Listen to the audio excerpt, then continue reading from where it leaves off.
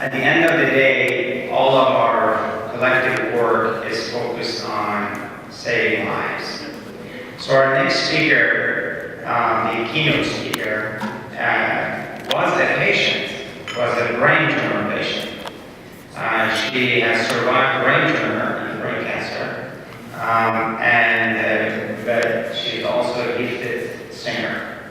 So it's a great honor and pleasure to introduce you to our gifted Ben.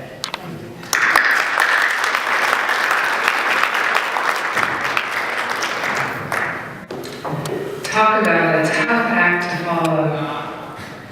Wow.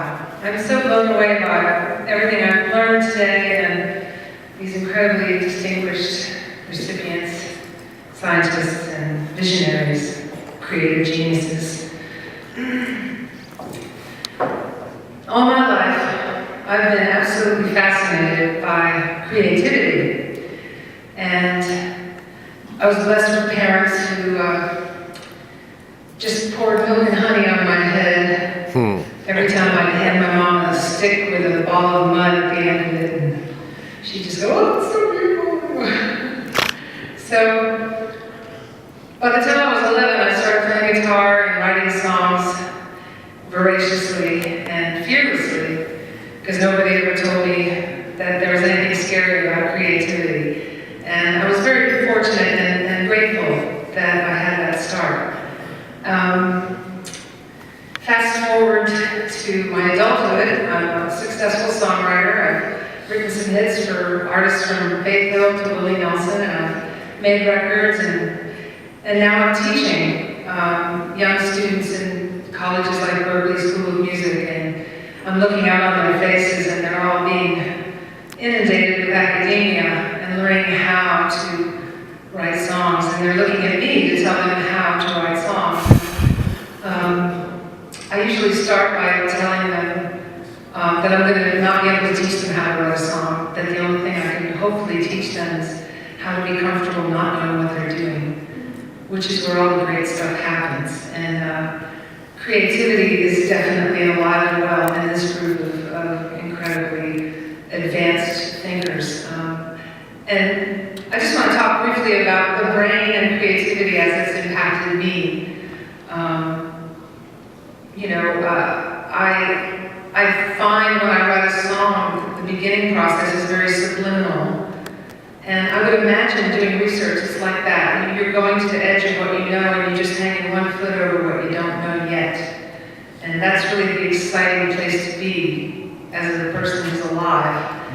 And in fact, every single thing in nature is doing that. It's breaking the seed, it's growing to the next level and the next level. So that's what I try to instill in my students, is that joy, and try to get them as fearless as possible to take those steps past what they know and try something they don't know.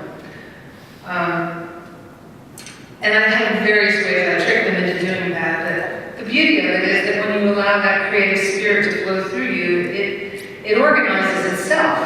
And many of the songs that I've written I wrote the vowels first, I would write the melody, and then I would just sort of blah, blah, blah, blah, blah, and then I would suddenly spit something out of my mouth and go, wow, I think I just said this kiss. And I've made my living doing that. So at the same time, I could never imagine myself to be an authority on it. But in any case, being in the world as a creative person and being able to make my living at it has been a great lucky thing, I think. And it certainly healed me, and it has helped me to grow as a person. In 1994, my husband Ernest died of cancer, and I had a 12-year-old son. I wrote my way through that one. And 6 years later, I was diagnosed with stage 2 breast cancer. And during the time that I was going through chemotherapy, I was trying to keep my foot in the door of being a songwriter, so I would force myself to crawl to the piano every day or the guitar and putter, just play a few notes or just something. And I thought, oh, that's terrible, but I recorded it. And I had chemo brain, and I wasn't thinking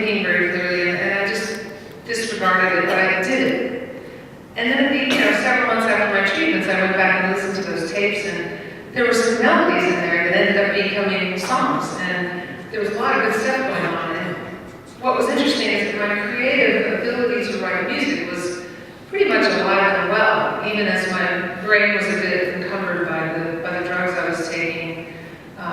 My lyric writing sort of got a little bit hazy, but the music and the creativity kept going. So my theory has been that creativity doesn't come from the brain any more than the internet comes from your laptop. That creativity, creative flow is this incredible thing like oxygen, and just is there. And some of us have a bigger lung capacity than others. And you can increase your lung capacity.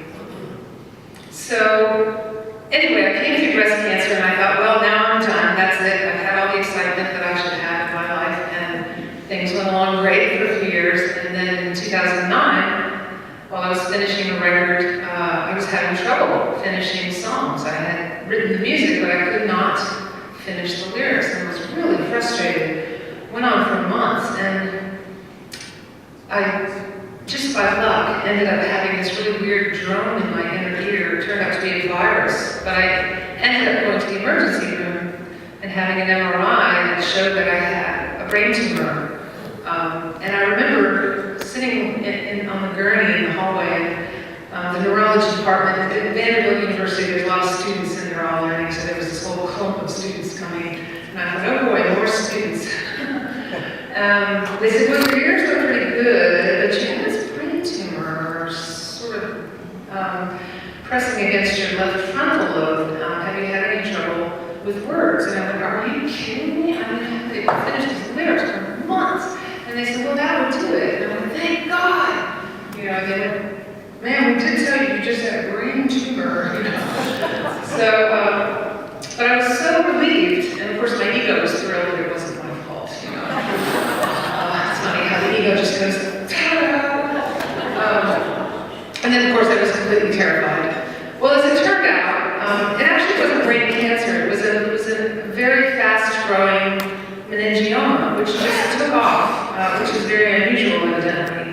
And it was definitely getting in the way. So,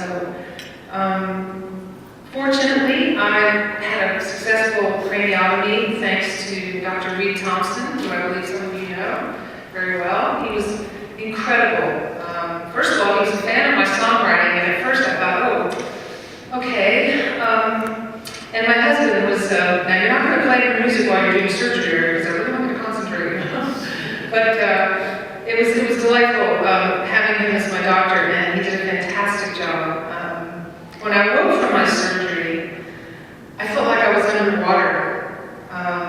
My mother's face was hovering over me, and as I peeked out from under my one unswollen eye, I'll never forget that my first image in my mind was seeing the words of the third verse of a song I've been trying for months to finish. And the lines were traveling like over the clouds of anesthesia, like a line of camels coming over mounds of sand in the desert. I was like, wait, what is that line? That's the line, that's the line, that's the word. And there was this backlog of finished lyrics that jutted out over the next couple of weeks as the swelling went down. And the first thing I said to my mom was, I need a pencil. Yes. And of course she started crying, she's back! But what I want to say by saying that is that there is this magical thing. And I think of science as magic as well. And that cutting edge of discovery and all the things that we go, wait, I know, if we put this together, that, and have this. And I mean, I'm just fascinated by that.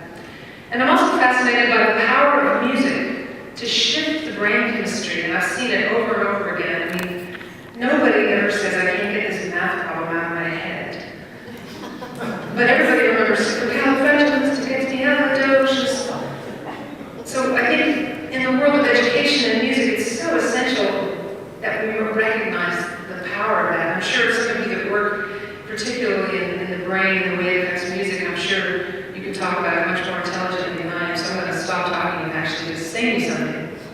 But before that, I want to say that it's such an honor to be here and to be among you all and to be able to stand in front of you and personally thank you for your brilliance, for your research and for the knowledge that you collectively put into the world, which made it possible for me and so many others to heal. Especially want to thank Dr. Reed Thompson and all of the ways that the accumulation of that knowledge helped to push this rock out of my way so I could go back to being a songwriter. So I'm going to play this song called How We Love. And this is the one that, the third verse of which rode through my anesthesia clouds.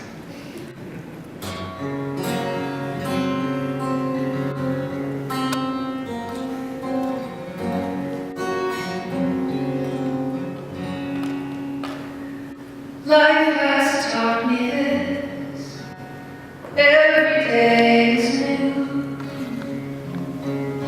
and if anything is true, all that matters when we're through is how we love.